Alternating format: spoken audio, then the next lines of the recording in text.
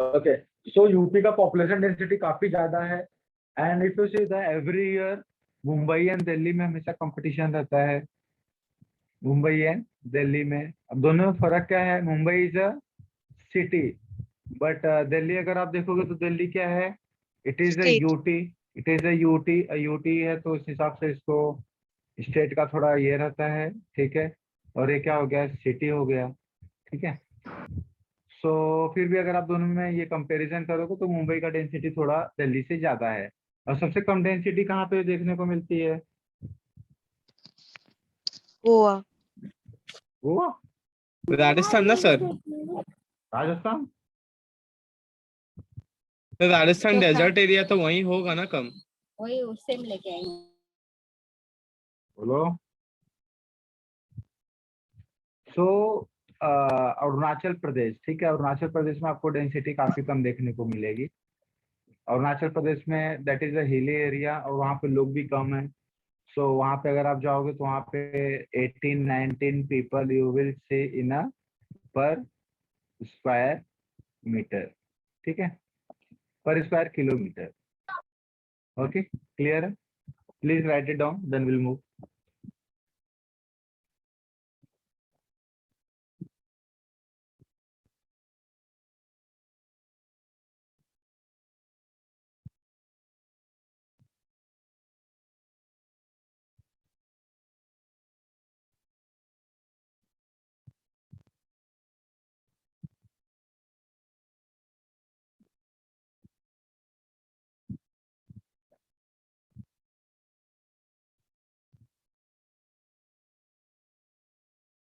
Done, sir. Done. चलें 1 आगे। second, sir.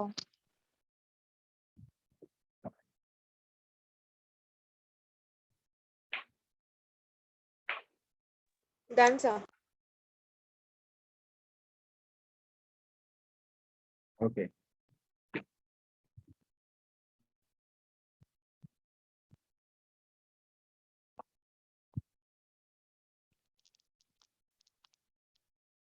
so now come to the birth rate.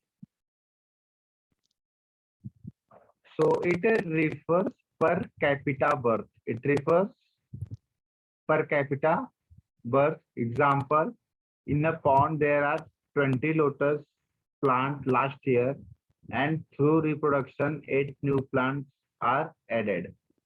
So hence current population, ठीक है, population rate क्या है? अभी देखो कैसे है कि बर्थ रेट क्या हो जाएगा? 8 नया आया, 20 पहले का था, तो पॉपुलेशन रेट कितना हो गया?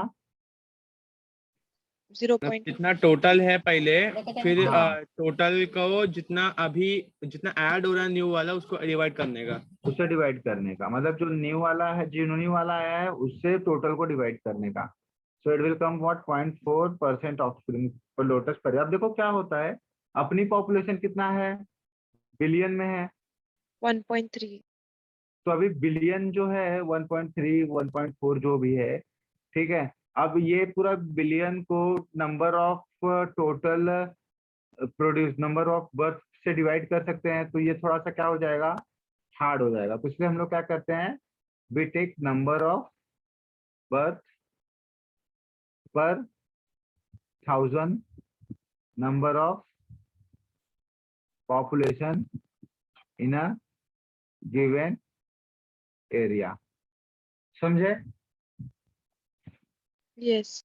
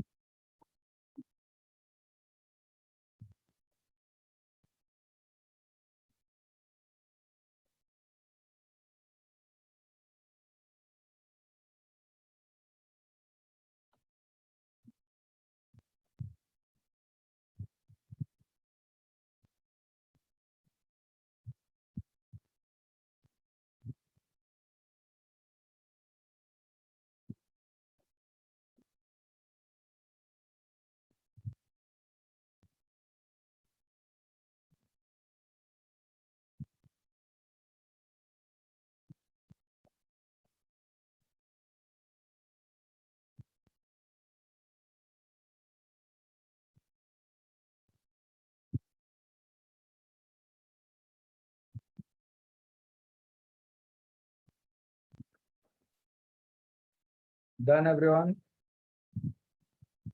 Yes, sir. Yes, sir. Okay.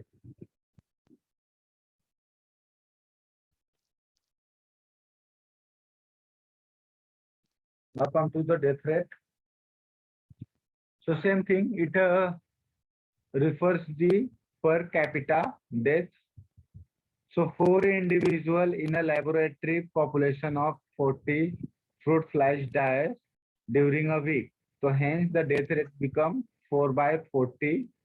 ठीक है, it will come 0.1%. ठीक है, individuals per fruit fly per week. Okay. तो ऐसे हम लोग ह्यूमन बीइंग का देखते हैं. डेथ रेट और बर्थ रेट कैलकुलेट करने का एक ही फॉर्मूला है. हाँ, एक ही है ना, वही बताया था ना. तो अगर आप डेथ रेट देखो या बर्थ रेट देखो तो अपना क्या है, पर 1000 नंबर ऑफ डेथ पॉपुलेशन. ठीक है, बर्थ रेट में क्या है, नंबर ऑफ पर 1000 ये पॉपुलेशन, तो नंबर ऑफ डेथ पर 1000 नंबर ऑफ इंडिविजुअल. एक आता है मदर मॉर्टिलिटी रेट. क्या आता है, मदर मॉर्टिलिटी रेट.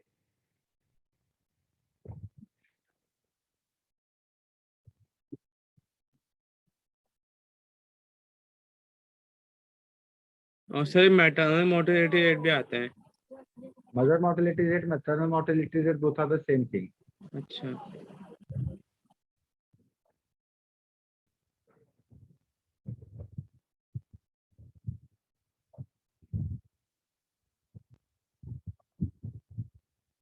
और क्या याद रखना है आपको, जो मैटरनल मॉर्टिलिटी रेट होता है वो कितने बर्थ पे किया जाता है, so that will count in 1 lakh live birth. ठीक है. Okay sir.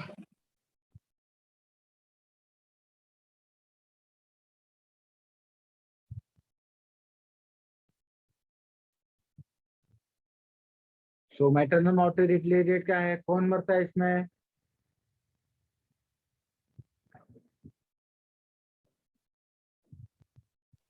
सर आपने क्या पूछा? Maternal mortality rate. तो मैटरनल मॉर्टिलिटी में रेट में किसका डेथ होता है, मदर का ना. मदर. हाँ, सो ये जो हम लोग काउंट करते हैं that will count in 1 lakh. ठीक है. 1 लाख लाइव बर्ड्स. हाँ, मतलब 1 लाख बच्चे पैदा हो रहे हैं जितने मदर से, उसमें कितने लोग की मदर एक्सपायर हो रही है, that is called as the mother mortality rate. Sir infant mortality rate में भी 1 लाख करते रहेंगे ना? हाँ, infant mortality rate that is the same thing, मतलब कि जो बच्चे पैदा होकर के एक्सपायर हो जाते हैं तो उसमें बच्चे एक्सपायर होते हैं. तो सर उसका भी 1 ही लाख लेते हैं ना? हाँ,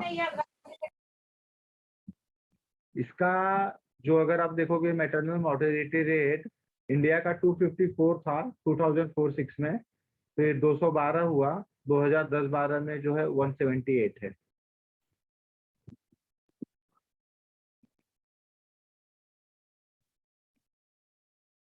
सबसे इन्फेंट मोर्टेलिटी रेट ज्यादा है.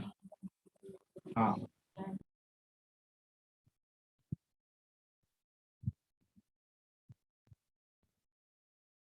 सॉरी, इन्फेंट मॉर्टिलिटी रेट भी हम लोग ना 1000 पे लेते हैं.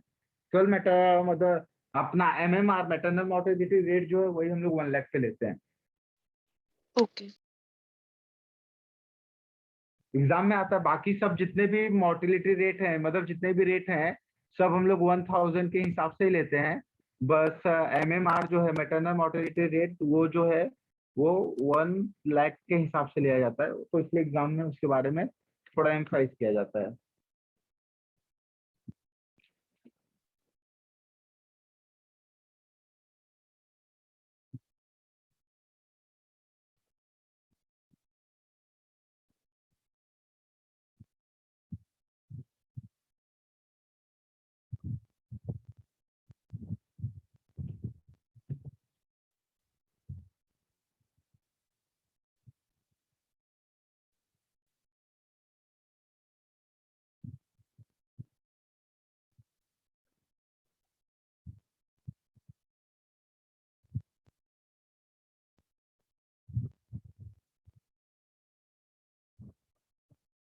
Done, sir.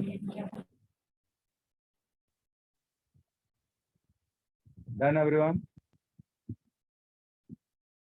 Yes, sir. Okay.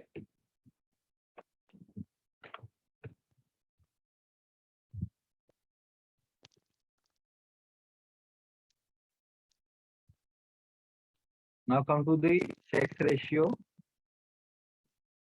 So a population has a sex ratio, that is 60% of population is females and 40% males.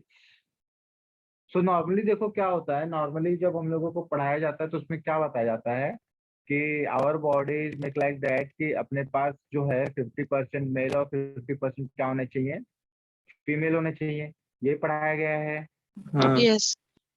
ठीक है, 2 मेल बनता है और 2 फीमेल बनता है। ठीक है, पर ऐसा देखा गया है कि मतलब कि अगर if you see the practically, तो प्रैक्टिकली इन द सेंस अगर आप देखोगे कि जो वाई क्रोमोसोम होता है ये थोड़ा सा आलसी है। क्या है? आलसी है। तो मतलब ये स्लो चलता है, स्लोली स्लोली जाता है। ठीक है, और जो एक्स क्रोमोसोम होता है दैट मूव फास्टर। ठीक है, सेकेंड थिंग, अगर आप देखोगे तो 1015 या 1012 फीमेल्स बॉर्न पर 1000 मेल, मतलब 1000 मेल के पीछे कितनी फीमेल बॉर्न हो रही हैं? 1012। तो क्या होना चाहिए था? बर्थ रेट ज्यादा होना चाहिए था कि बर्थ रेट मैं बोल रहा हूँ, अपना सेक्स रेशियो ज्यादा होना चाहिए था कि सेक्स रेशियो कम होना चाहिए था? कम होना चाहिए था। सेक्स रेशियो ज्यादा होना चाहिए था ना? ज्यादा होना चाहिए था। Yes. हाँ हाँ सर। ठीक है, अगर 1012 फीमेल बॉर्न, ठीक है, behind 1000 male, so sex ratio should be high. ठीक है, पर क्या हाँ हुआ? ड्यू टू द फोर्टिसाइड्स की वजह से क्या हुआ, अपने कंट्री का जो ये है अपना बर्थ रेट है, अपना सेक्स रेशियो है, सो इट इज अराउंड 944 पर 1000 मेल। ठीक है, तो इसीलिए अगर आप हरियाणा में देखोगे ना, तो आजकल बहुत से हरियाणा वाले जो है ना, शादी करने के लिए बेचारे लोग साउथ में जा रहे हैं, केरला वरला साइड में जाते हैं। मतलब वहां पे उनको फीमेल ही नहीं मिलती है शादी करने के लिए।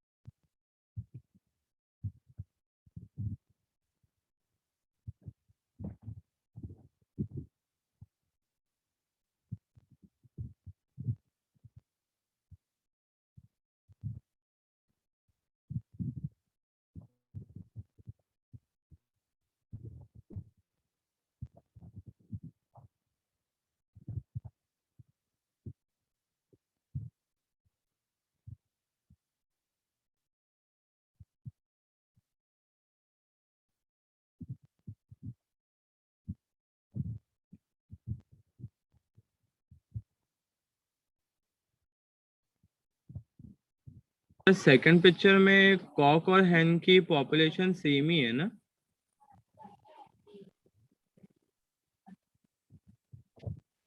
अरे वो तो इमेज लिया गया है यार, वो पॉपुलेशन नहीं दिखाया गया।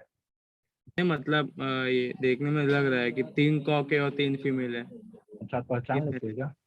मेरे को नहीं आइडिया। बताना कि बनेगा खर्चा कितना है, सीधा बोलो बन गया। Done sir. Done everyone? हो गया? यस। Yes, sir.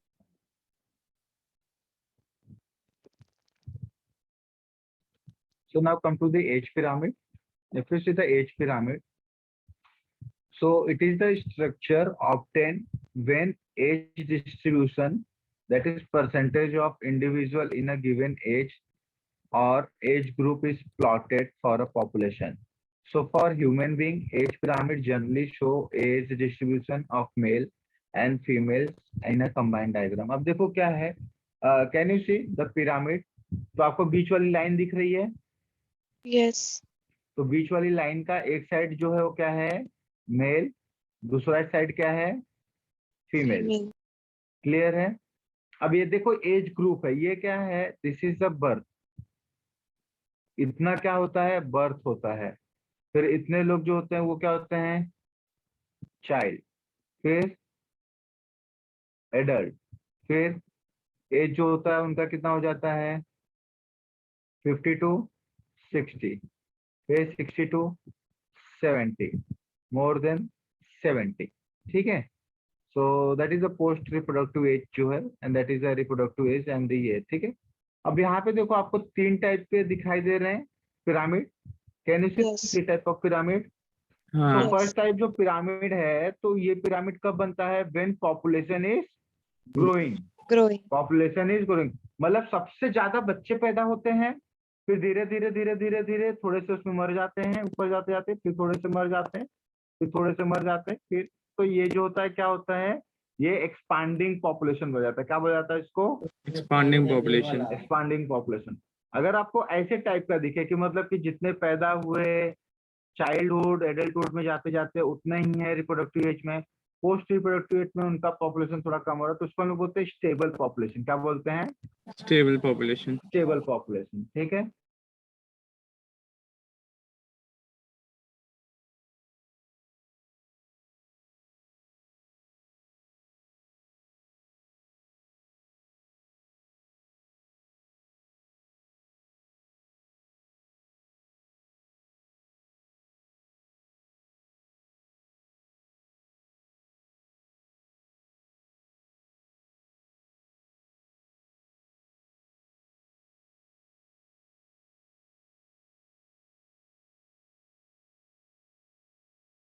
पचास साल आगे का सोच के रखता है। ठीक है? तो चाइना अपने आगे का 10 साल 50 साल क्यों सोच करके रखता है कि मतलब आज अगर चाइना यहाँ पे है तो अगले 10 साल में हम ये करेंगे, अगले 20 साल में ये करेंगे, 30 साल में ये करेंगे। और इम्प्लीमेंटेशन इंडिया, इन सब चीजों पे हाँ होने वाला है। हाँ, तो उनका जो विजनरीज रहता है काफी स्ट्रांग है। लेकिन इंडिया का आप देखोगे, इंडिया में प्लान बनता है 2 साल में हम क्या करेंगे, 5 साल में क्या करेंगे, 10 साल के ऊपर का प्लान इंडिया कभी नहीं बनाता है। ठीक है? तो सेम थिंग हैपेंस। तो अब वहां पे क्या हुआ, वन चाइल्ड पॉलिसी आई। तो वन चाइल्ड पॉलिसी यूज करके चाइना ने अपने पॉपुलेशन को काफी ज्यादा कंट्रोल किया, काफी स्ट्रांगली कंट्रोल किया। तो अभी चाइना को क्या लगने लगा, चाइना को ऐसा लगने लगा कि अगर हम लोग वन चाइल्ड पॉलिसी कंटिन्यू रखेंगे तो फ्यूचर में क्या हो जाएगा, फ्यूचर में उनके पास वर्क फोर्स क्या हो जाएगा, कम हो जाएगा। क्या हो जाएगा, वर्क फोर्स कम हो जाएगा। अगर वर्क फोर्स कम हो जाएगा तो सबसे ज्यादा वर्क फोर्स किसके पास है,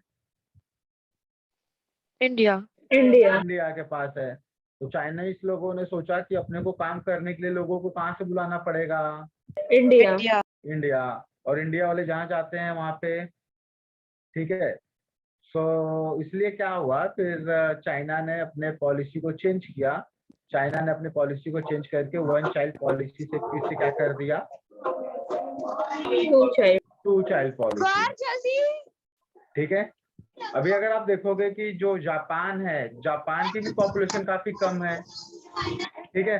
और जापान के रिश्ते भी अपने से काफी अच्छे हैं, लेकिन जापान अपने को अपने कंट्री में आने का ये देता है, वीजा देता है, नहीं देता है। नहीं।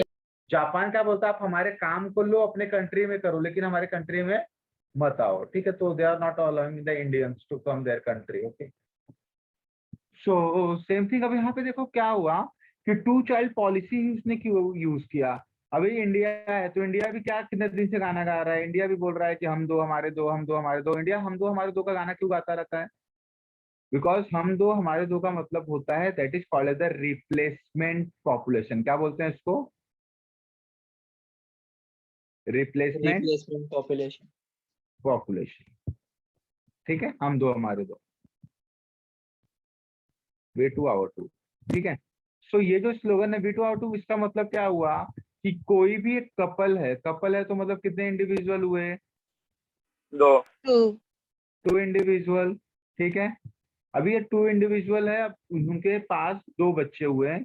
वो दोनों बच्चे या तो मेल हो जाए एंड फीमेल हो जाए, या तो दोनों मेल हो जाए, या तो दोनों फीमेल हो जाए, कोई भी हो जाए, नो प्रॉब्लम। ठीक है?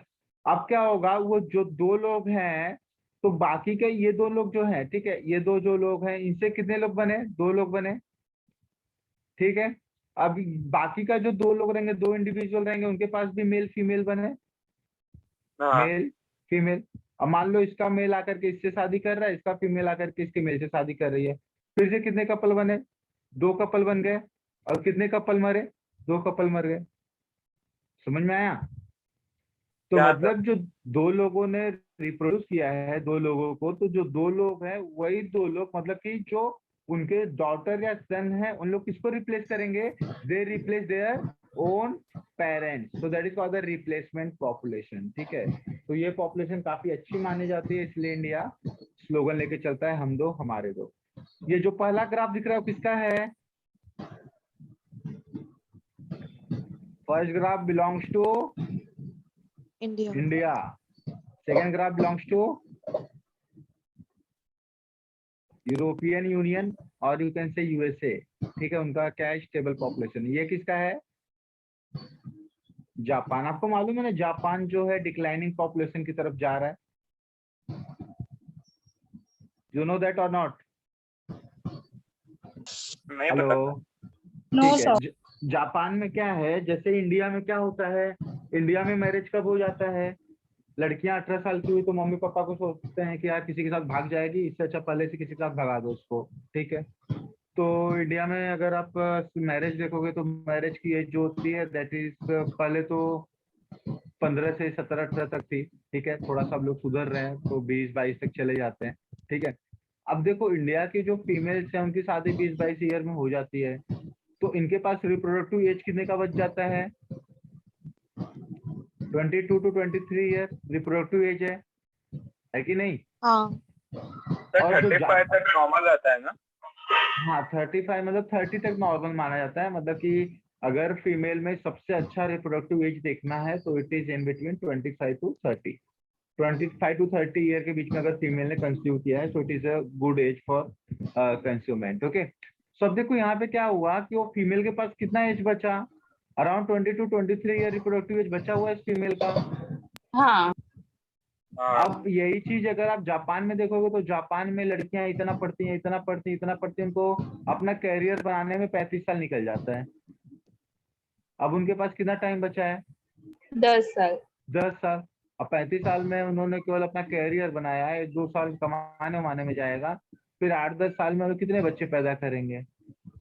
तो कितने लोगों का तो बच्चे भी नहीं होते हैं 35 ईयर के बाद में वहां पे, ठीक है। तो इसलिए उनकी जो पॉपुलेशन है that is called the decline population. वहां पे बुढ़े लोग ज्यादा पाए जाते हैं, तो इसलिए कभी कभी जापान को क्या बोला जाता है? That is a country of old age. Country of old age, अगर एग्जाम में क्वेश्चन आता है ऐसा कि which of the following is the country of old age, that is Japan, ठीक है। सो प्लीज तो राइट वहाँ डाउन। के लोगों की एवरेज लाइफ स्पैन 100 प्लस होती है ना? हाँ, और इंडिया की 60-70। एक्सपेक्टेंसी ना इंडिया का 65 to 67 है लाइफ एक्सपेक्टेंसी।